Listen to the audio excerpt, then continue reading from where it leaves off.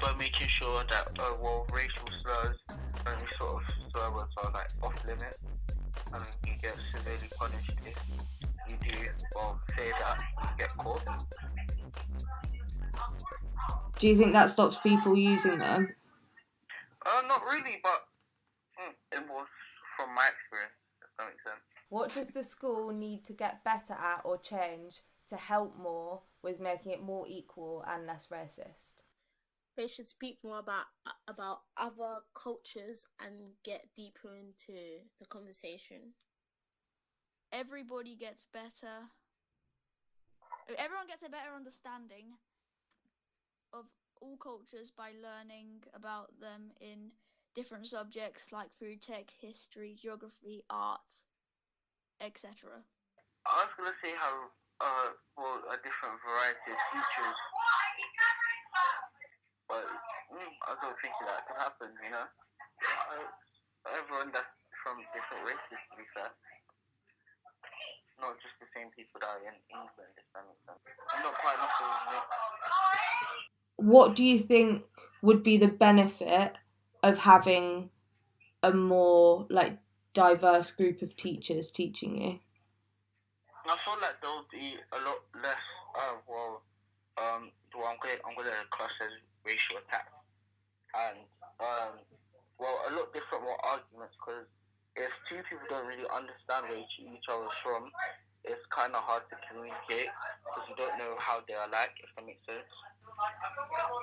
You don't know what they know from what they're not, from what they don't. Yeah, no, I get that. You can't, move forward with having a relationship with someone if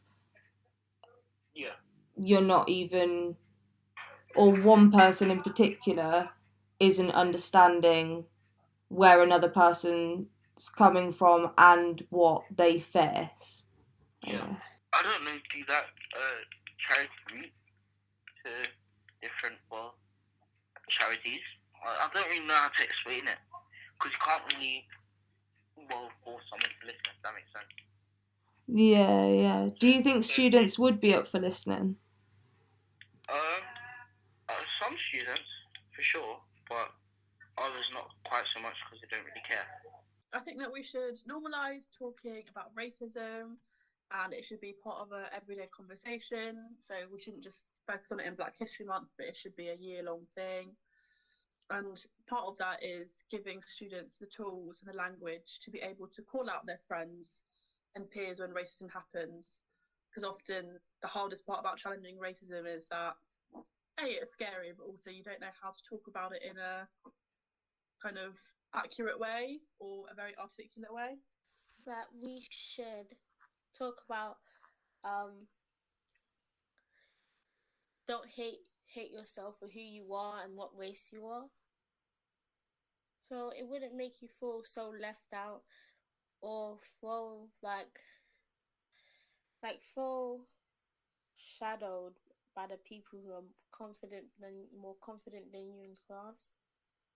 I think that we should have more timetable time for PSHE to talk to the students about these things and get a conversation flowing, and also giving resources to students through books, films, podcasts, articles, etc., which talk about racism, because then young people can watch or read these things, then talk to their friends about it. I think I'd agree with that. I think giving space to specifically talk about issues is a really good way, because sometimes, especially in the school day, there's so many different lessons, there's so much stuff going on, and actually giving that specific time to sit down and talk about those things, I think, are really important.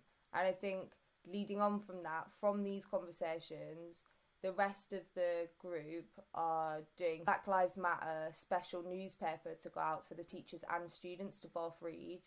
I think would be a really good way for you guys to maybe carry on those conversations and be able to put together your own podcasts that you found or videos that you found that you think are really useful, to be able to also then share with both your teachers and other students.